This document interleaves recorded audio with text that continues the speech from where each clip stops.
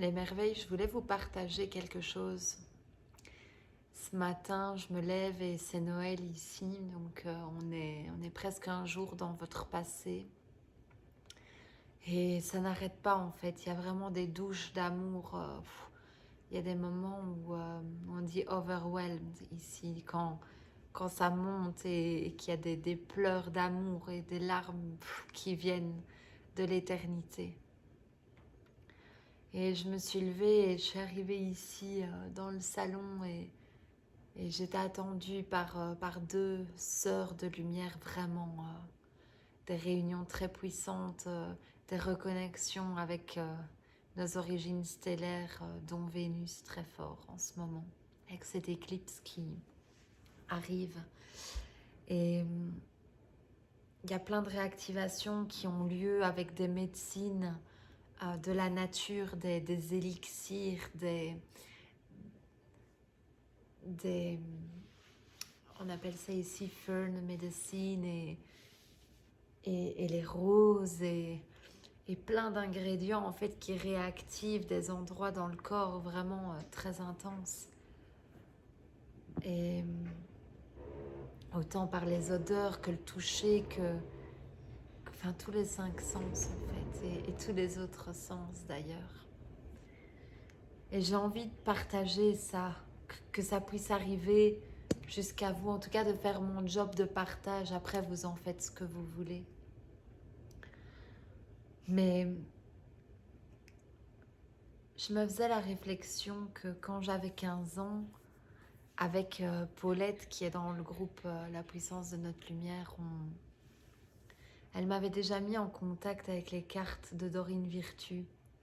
Et j'avais eu vraiment une grande infinité avec ça jusqu'à l'âge de 20 ans probablement et même plus loin que ça.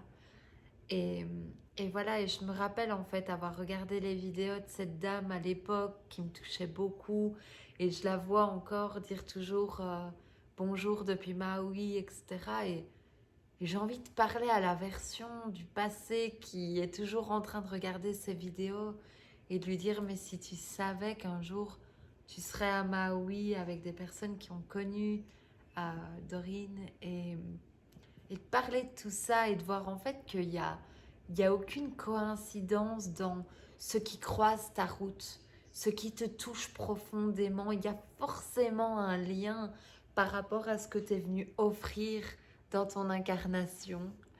Et, et je voulais juste partager ça en fait.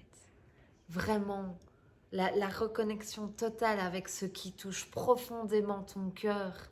Il n'y a aucune erreur là-dedans. Il n'y a vraiment aucune erreur. C'est forcément en lien avec ce que tu es venu être, délivrer. Viens, ça vient.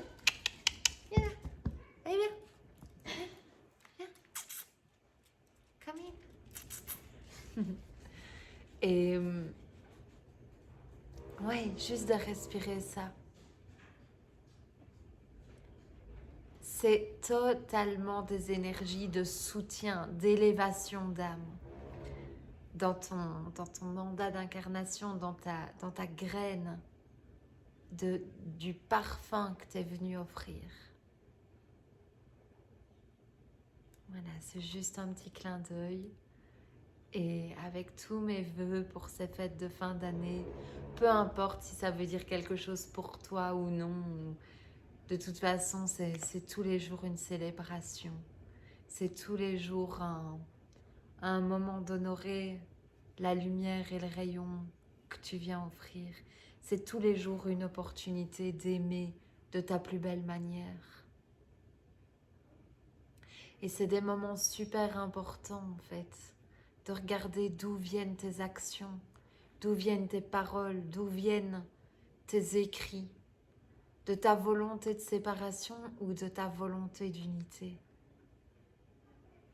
de ta volonté d'accepter d'être aimé et d'être l'amour ou de ta volonté de déclarer le pauvre petit truc que tu es, séparé du tout. Et c'est très important d'être en sincérité avec ça. À quoi tu joues? À quoi tu dis oui? Vraiment. Et peu importe à quoi tu dis oui, Tu auras toujours des preuves, des confirmations, ça s'appelle créer des perceptions. À la seconde où je rentre dans une pièce remplie de monde et où je suis certaine que je suis moche, boudinée, trop grosse ou peu importe, eh bien je vais créer la perception de gens qui me regardent et qui ont l'air de me faire sentir que mon jeans me boudine. Si je rentre avec la certitude que je suis magnifique, que je suis un bout d'amour tel que je suis, je me mets à voir des gens qui me regardent avec un sourire, avec un regard aimant. Et dans les deux cas, j'ai raison.